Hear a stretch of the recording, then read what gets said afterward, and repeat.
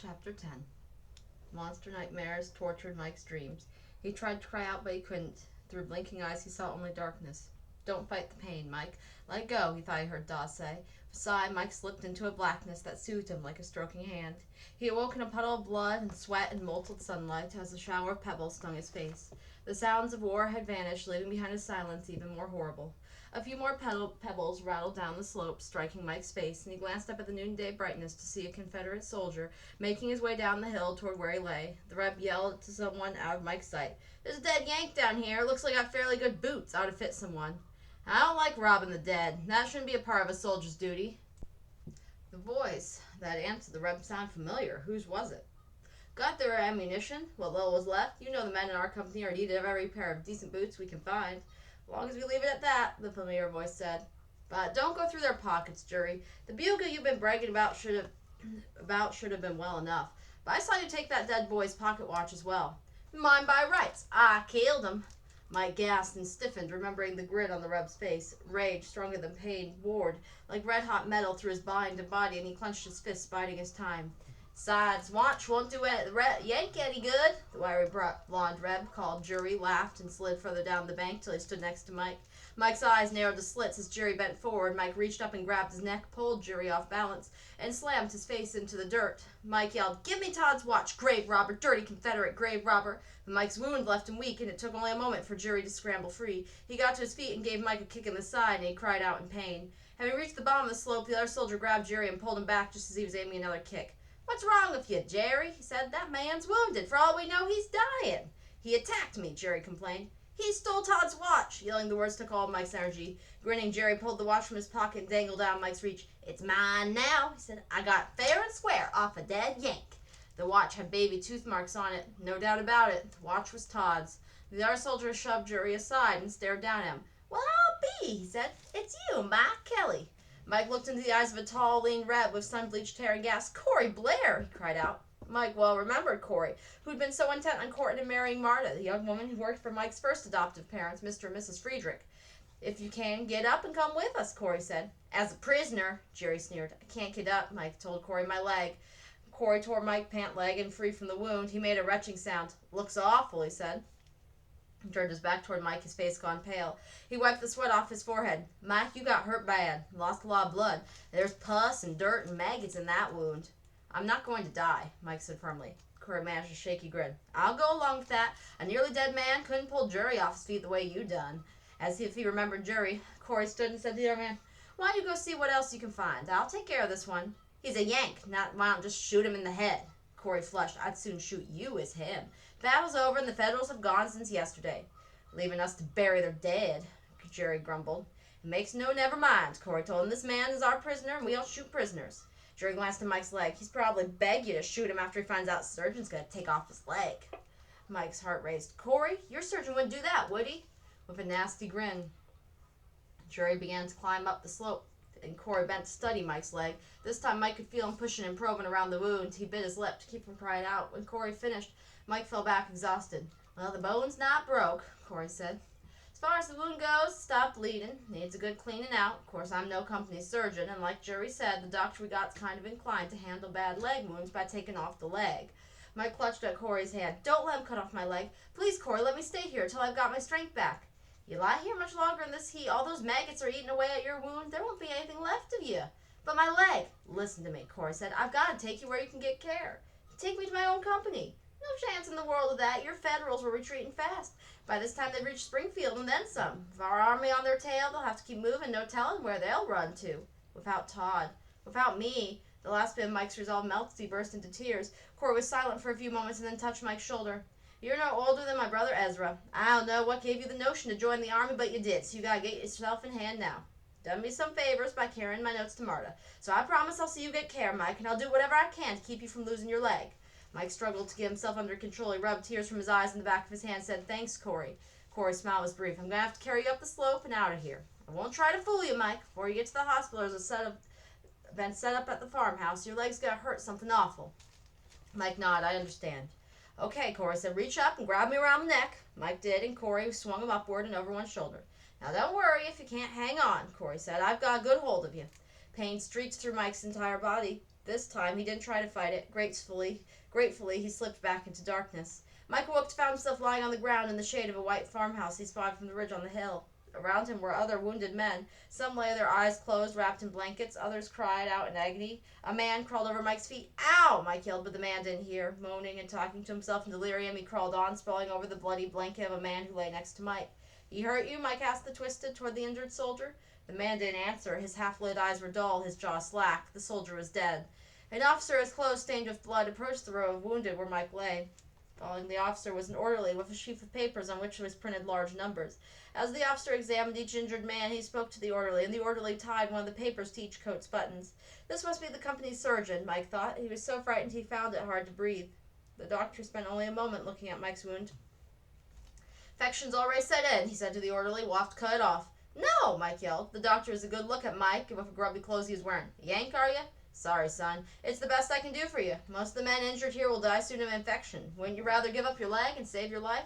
Mike struggled to regain his composure so he could tell the doctor that the bones in his legs weren't broken, that he was sure the wound would heal with proper care. But the officer didn't wait for a response. "Move the dead man for burial," he instructed. An instant later, began examining the next patient. As a group of soldiers approached, Mike stiffened. He'd put up a fight, he would. No one was going to cut off his leg.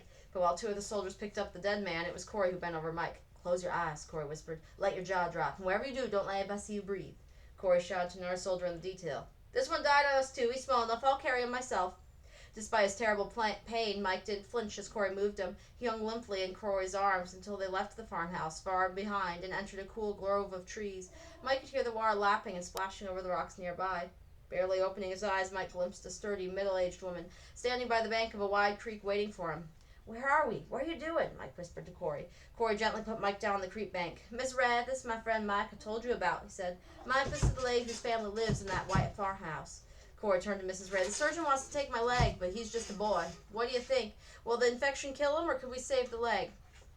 Mike stared off in the distance as Mrs. Ray knelt beside him, examined the leg. The answer would depend on this woman. "Mike," Mrs. Ray finally told him, "look at me." And when she did, she said, "How old are you, son?" "Close to 13, he answered truthfully. Mrs. Ray sighed. "I've got a boy who'll soon be your age." She paused and looked up at Corey. "I've seen wounds worse than this here. With the right kind of care, I'll take him into the house, put him in John Wesley's bed. First, I've got to get Mike clean. I brought some kerosene for the lice in his hair, strong lye soap, and a brush to get rid of the dirt, and alcohol to cleanse the wound. Once the rest is accomplished, will you remove his clothes, please?" "Ma'am," Mike asked. "You can't. I can't. That is—" "Nonsense," Miss Ray said. "I'm a mother, and I'm going to be your nurse. I don't think he wants to take you back to the surgeon, Mike." "No," Mike whispered, but his eyes squeezed shut and burned with embarrassment. "We'll be gentle as we can, Michael. There'll be some pain. You'll have to be brave." She took his hand. "I would rather no one from the army detachment knew we were here." Mike just nodded. He couldn't keep open his eyes. The acrid smell of the kerosene and the soap he could stand. He didn't even mind Mrs. Ray scrubbed his skin until it seemed on fire. But when she began to clean his wound, he had to shove his fist into his mouth and bite his knuckles to keep from crying out. Finally, when Mike thought he couldn't stand the pain another minute, Mrs. Ray murmured, "You're a good boy, Mike," began to wrap his legs tightly with strips of clean white cloth. Corey slipped a soft nightshirt over Mike's head and went awkwardly trying to poke Mike's hands and arms into the sleeves. Finally, Corey once again lifted him in his arms. "Now," Mrs. Ray said in businesslike manner as she picked up her tools, "what you need, Mike, is sleep." "I have to rejoin my company," Mike said. "I have to report." "Not till you're well enough to travel," Mrs. Ray said. "Come along, Corey. We'll put Mike to bed." As they approached the Rays farmhouse, Mike could see across the valley the crushed stalks of the cornfields, where a detail of Confederates was collecting and burying the dead bodies of men from both armies. The dead horses remained for now sprawled on the fields, their stinking, decaying flesh swelling in the heat. As they silently passed through the yard and entered the house, Mike flinched as the moans of the wounded men who covered the nearby ground in the Rays' front porch. Corey brought Mike to an upstairs room. The bed, one of four in the room, was soft and clean, and Mike sank into it gratefully. "Thanks, Mrs. Ray. Thanks, Corey," he murmured. But his head still throbbed. His legs still ached. Even sleep failed to relieve his pain. In his dreams he was burning. He cried for Todd. He called for Ma. "He isn't going to live through the fever," he heard a woman say, but Mrs. Ray answered, "We'll do our best." Hands bathed in with water so cold, Mike shook, and for a while, if the heat slipped away, he slept. But before long, the feverish pain swept through his body again. "Ma, help me, Ma," Mike murmured. The cooling hands bathed him again and again. The fiery dream slowly trailed away like smoke from a long, smoldering campfire. Mike awoke to find a tall black woman cradling his shoulders. She smiled and lifted him into a sitting position, and then held a spoonful of broth to his mouth. "Miss Ray says it's time to get some nourishment in you." "The battle," Mike murmured. For those For that was all he could remember. Where was he now? Who was Mrs. Ray? Yesterday. Wasn't yesterday, the woman said with a chuckle. You've been here near a week. I had a fever, Mike shouted as he remembered his dreams. Yes, you did, Michael. I, for one, didn't think you'd survive. Miss Ray is a good nurse. She brought you through it. Mike sighed as the full memory of what had happened came back to him. I'm tired, he said. I just want to sleep. Eat the soup. I'll let you go back to sleep. Mike immediately gulped the broth from the spoon she held to his lips. When the bowl was empty, the woman gently laid him back on the pillows. Thank you, he said. Miss, I'm called Aunt Rhoda, she said with a smile and plumped Mike's pillows. He looked up at her. Are you a slave? Never mind that now, she said. She smoothed Mike's blanket with one hand, balanced the soup bowl and the spoon on the others. Are the Rays Southern sympathizers? He asked. Aunt Rhoda was firm. The Rays are federal. They have to be, because Mr. Ray's the postmaster of these parts. He'd lose his job if he wasn't federal. How can they be federal and have slaves? Hush now. It's best for you if you get some sleep. But Mike couldn't give up. You could be free in Kansas. Kansas? Aunt Rhoda shook her head as she walked to the door where she paused and looked at Mike. Me and my husband Wiley and our 4 children live in a nice little house behind the Rays farmhouse. Maybe sometime when the war's over we'll be free, but we've got no cause to leave here, especially now when no one knows what's going to happen next. Aunt Rhoda, Mike began, but she shut the door. Weariness overcame him. He settled back against the pillows, immediately falling asleep. He dreamed of Todd as he had laughed and conspired with Mike to run away and join the Union Army. In the dream, Todd's mother was calling her son's name over and over again. Answer her, Todd told Mike. She doesn't know I can't. Mike tried, but he couldn't form the words. The sounds that came from his mouth were sobs, and Mike awoke to find his pillow was wet. During the late afternoon, Mike occasionally heard the creak of a bedroom door opening. He'd open his eyes in time to see a face peeking in at him and quickly disappearing. Each face was different. How many children did Mr. and Mrs. Ray have? A boy entered the bedroom, firmly shutting the door behind him. I'm John Wesley, he said. I'm supposed to help you with the chamber pot. He slid the pot from its place under the bed. Mike's face grew hot. I can do it myself, he said. But as he tried to climb out of bed, a strong wave of pain pushed him back against the pillows. Around here we do what Ma says, whether we like it or not. John Wesley made a face as he proceeded to help Mike. You don't look old enough to be in the army, he said. You carry a gun? You shoot at Confederate soldiers? Not old enough to be a soldier, Mike admitted. I'm a drummer. I'm a company musician. He pulled the blanket up and tried to ignore the chamber pot upon which John Wesley had slapped the lid, ready to take outside to empty. I know that drummers are an important job in relaying orders to soldiers, John Wesley said. Pa told me. He told me drummers get shot at, just like regular soldiers. That's what happened to me, Mike said. John Wesley studied Mike with respect. You have to be very brave to be a drummer.